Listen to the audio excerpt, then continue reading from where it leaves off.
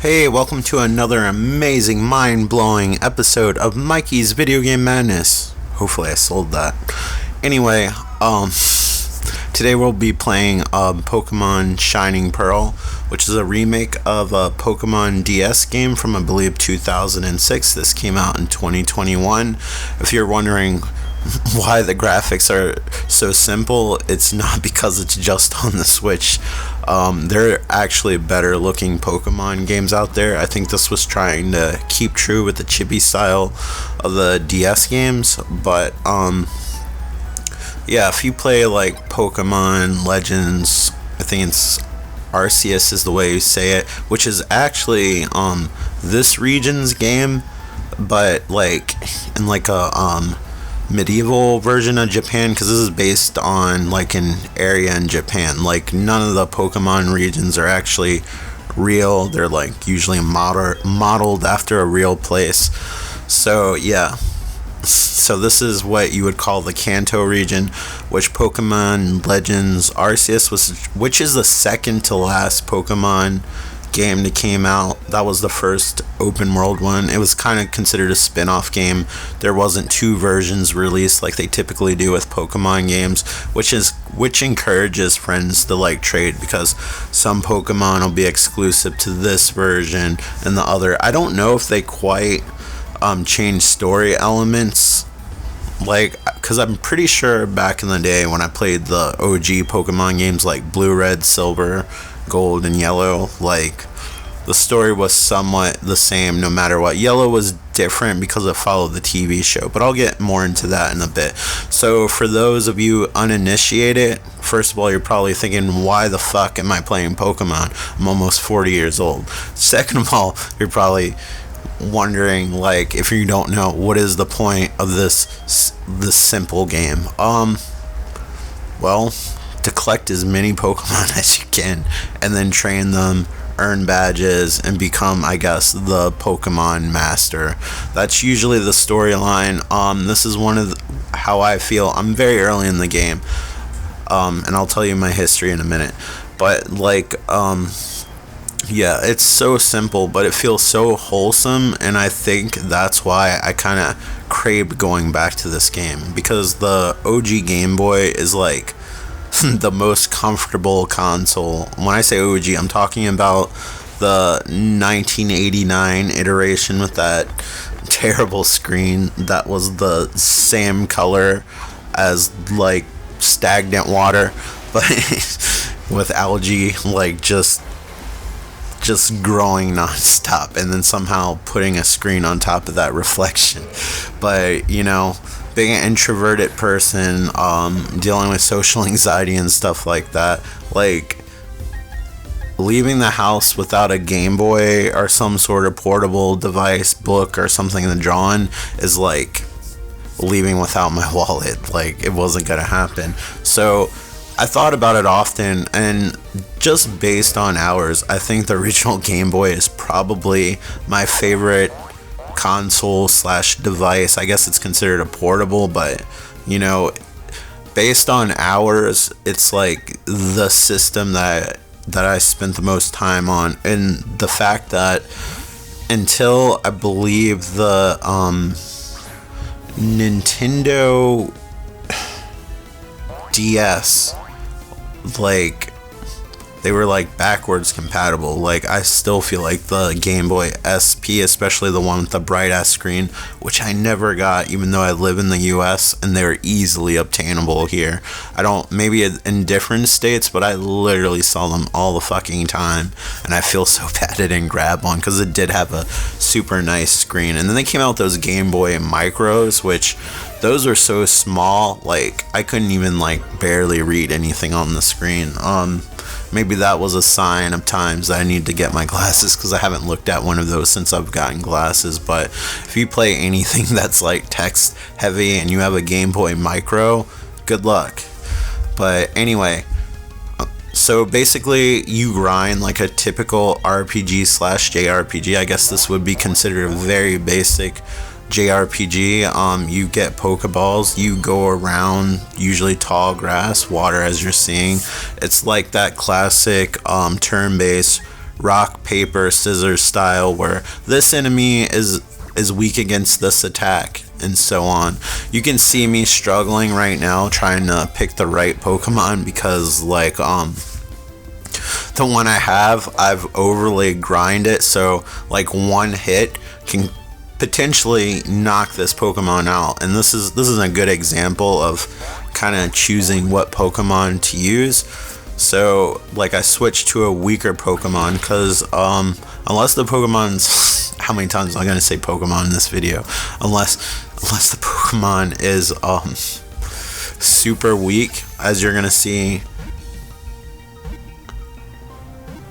Alright, we finally caught it, but you kept on seeing it like escape the little Pokeball, and that's because often you have to knock down the health a bit to weaken it so you can capture it. Every once in a while you'll get lucky, especially if you use like a more advanced Pokeball. And the goal is to research and collect as many Pokemon as possible, and then I guess the ones that you like, grind them, level them up as your main Pokemon. I usually have 3 main, and then like the other 3 are just slots for like whatever ones I collect. And you also have to play this game during day and night time because different Pokemon will come out during different times of the day in real time, so to encourage replay value, beside having 2 different versions. The other one's called Brilliant Diamond, if you're curious. Like, you also have to play this game at different times, so that makes it interesting. I'm not a hardcore Pokemon person, like I'll tell you my history shortly, but yeah.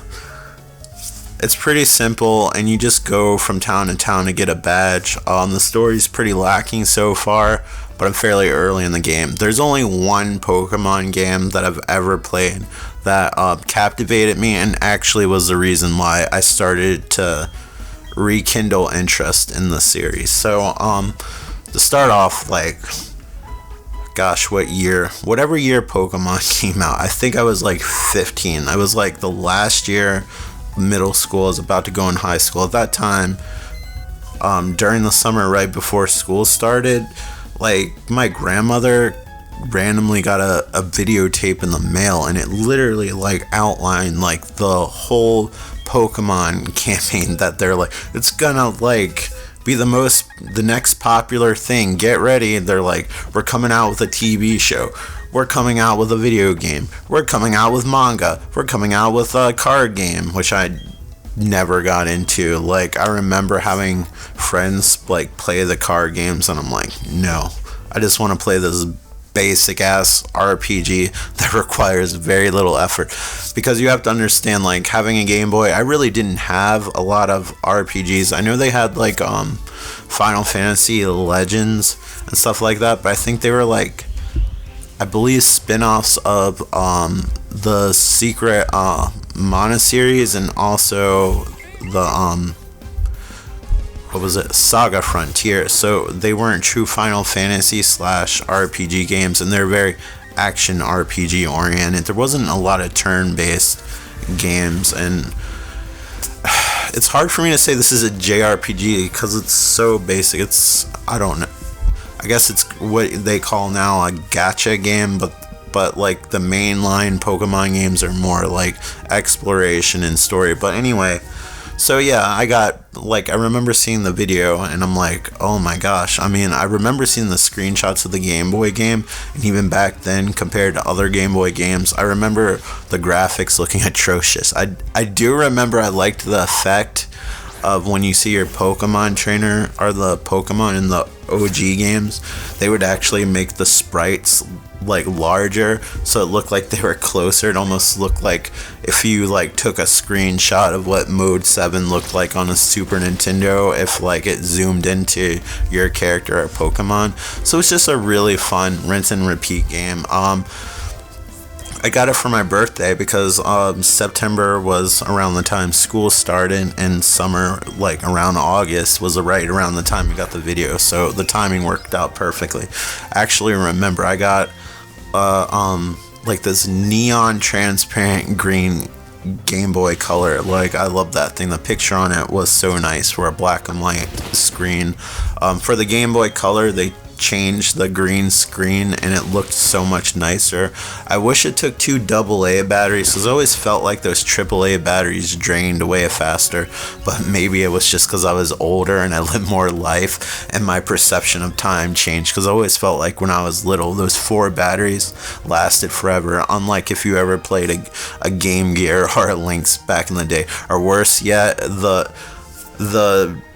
thing that drained the most batteries that I actually loved. And you might not hear this from many people, but I adored the Virtual Boy when it came out. Even though it kind of gave me a headache after prolonged gameplay, I loved it. Like, I got it when they were putting on closeout. Like, Toys R Us, which is the store I bought it from at the time, was liquidating it. Like, every system was $30. Every game is $15, including like things that you might think are super rare now, because nobody bought it. They literally had like the whole library, or the whole North American library at Toys R Us, between $9 and $15 for each game.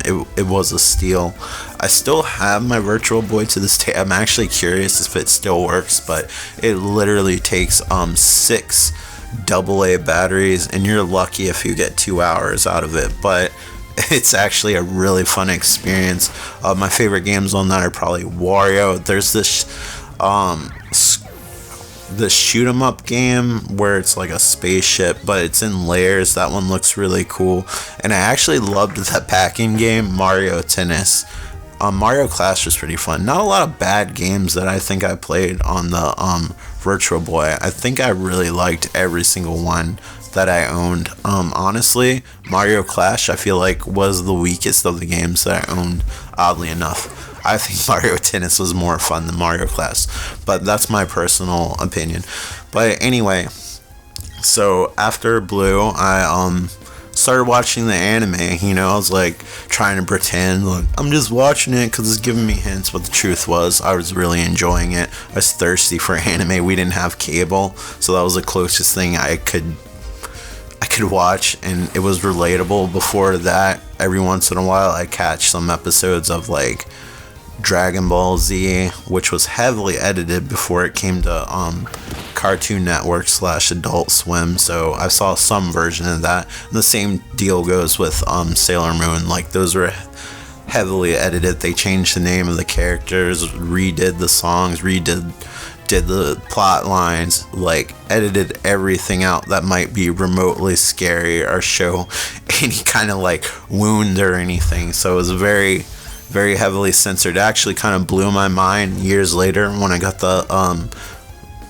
DVDs of the first season on Dragon Ball Z just to see what it was like. And then I actually ended up, because Sailor Moon was more nostalgic because I woke up with it every morning, versus Dragon Ball Z where I just kind of saw it when it was on. Like, I'm sure I said this a million times, when we did eventually get cable, like MTV, it was on non-stop, and it was during a time where like amazing games are coming out. So like after this, I like fully like like delved into the PlayStation 1 after this short Pokemon fiasco I keep on stalling talking about. But yeah, so then when like Resident Evil 1, 2, 3, I got introduced to a lot of cool JRPGs, and then this kind of felt like, yeah, this is cool. Moving on.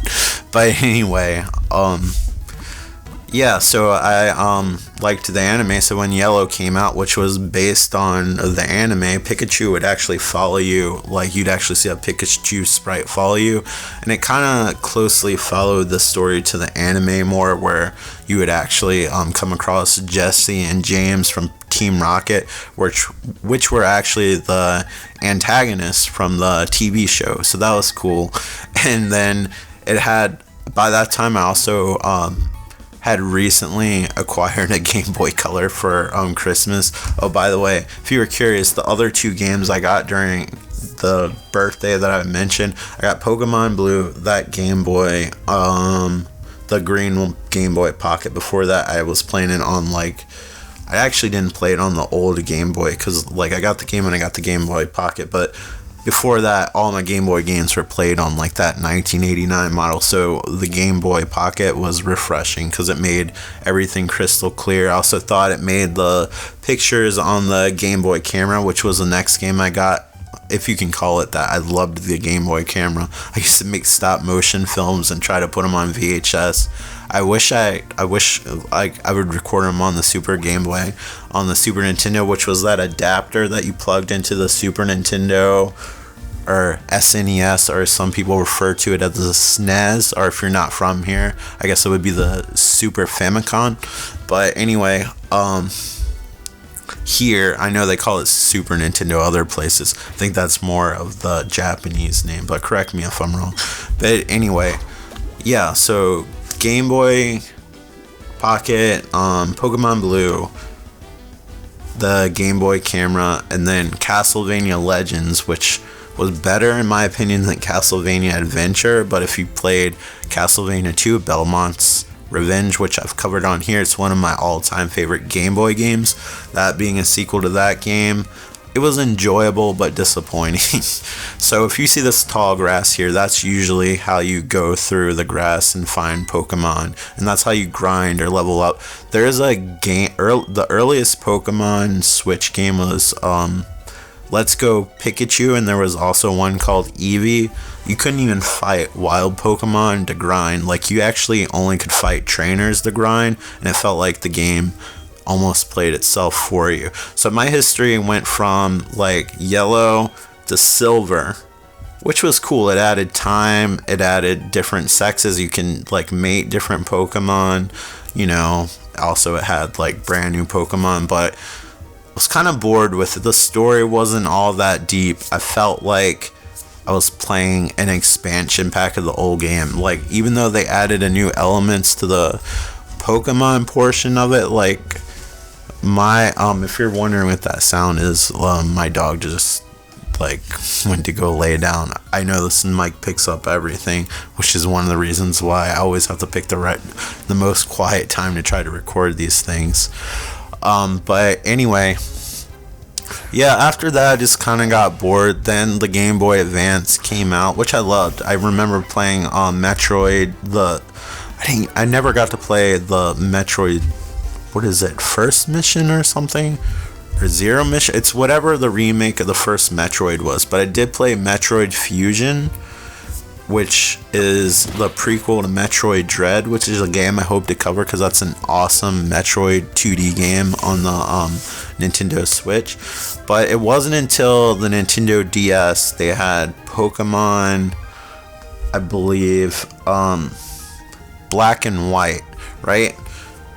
So I can't remember which one I got offhand without going in the other room to look at it, because they're kind of like interchangeable to me. Knowing me, I probably got Black unless they didn't have Black and I just got the little white or whatever.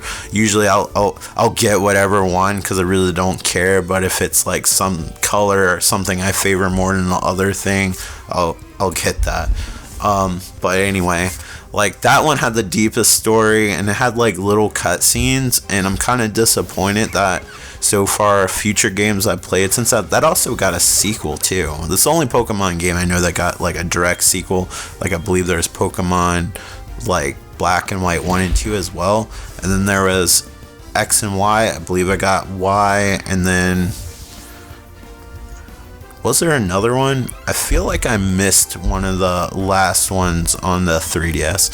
Anyway, yeah, so going back, this is like a brand new Pokemon game to me. It kind of reminded me of how wholesome, how simple it was. It's not an incredibly deep game, and it's a great game for people who are just curious about turn-based RPGs/JRPGs and how the basic mechanics work, especially like if you have like a younger person in your life that you might want to introduce video games to, and you want them to play more than just like whatever's like shooters and online multiplayer, and like kind of get a popular game that'll give them a stepping stone. Or even you, like if you're not into this genre and you want a stepping stone, you want to play something really lighthearted and wholesome, that it's an older game, so I feel like it provides more challenge than some of the newer Pokemon games, but it doesn't provide a lot of challenge. Like if you've played any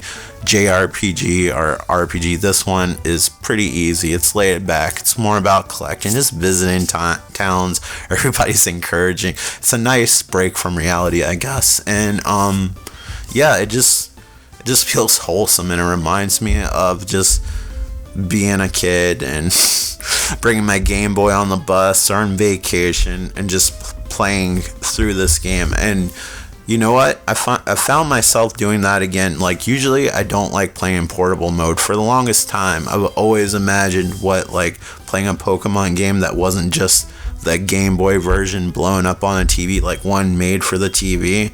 Like, I've always wanted that since the Nintendo 64 days and the launch of Pokemon. And with the Switch, we finally got that. And you know what? Even though it's basic, I enjoy it, and the portability of it makes it awesome. Like when I'm getting ready to go to sleep, just play the game until I get tired. But I hope you're all doing well. Thank you so much for sticking with the channel, and I hope to post soon. Thank you, and take care. I hope you're all doing well. I was gonna say the thing, but then I was like, let me put again in front of it so it doesn't sound awkward, and then awkwardly explain why I did it. But I hope you're all doing well. Thank you so much, and take care. Bye. If you want to, like, comment, and subscribe! Thanks for watching!